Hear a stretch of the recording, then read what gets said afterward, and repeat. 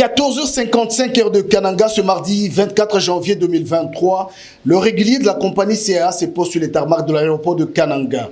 À son bord, un passager spécial, le messager du président de la République, Félix Antoine Tshisekedi Tshilombo, et premier vice-président de l'Assemblée nationale, le professeur André Mbatabe Tukumesu. Au pied de l'avion, le gouverneur du Kasaï central, John Kabeshikaï. Le premier vice-président de l'Assemblée nationale foule les sols kanangais à une date historique qui marque le 4e année de l'accession de Félix Tshisekedi Tshilombo à la magistrature suprême. Un message fort car Kananga avait voté à presque 100% Félix Antoine Tshisekedi Tshilombo, appelé chèrement Fachi Béton. Le Kasaï central, sur la base même du pouvoir du président Félix Antoine Tshisekedi Tshilombo.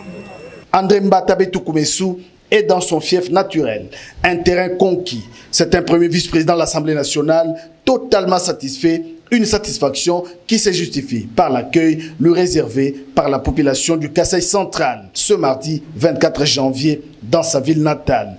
Donc nous venons lancer la campagne de sensibilisation à partir du centre du pays, à partir de Kananga, pour que la nation tout entière puisse s'enrôler pour les élections. Et lorsque cette nation ira aux élections, qu'elle puisse voter le président Félix Antoine Tshisekedi Tshilombo pour le deuxième mandat, en lui accordant également une majorité confortable pour appliquer sa vision.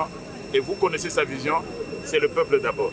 24 janvier, une date historique, date de l'alternance pacifique en RDC. Au sorti de l'aéroport, le premier vice-président de l'Assemblée nationale n'en revient pas. Il est vite pris en charge par la population. Drapeau des partis politiques, membres de l'Union sacrée de la nation, flotte, signe d'un soutien indéfectible au père de la nation, Félix Antoine Tshisekedi Tshilombo. Par ici, la population est prête à accorder un deuxième mandat à leur digne fils.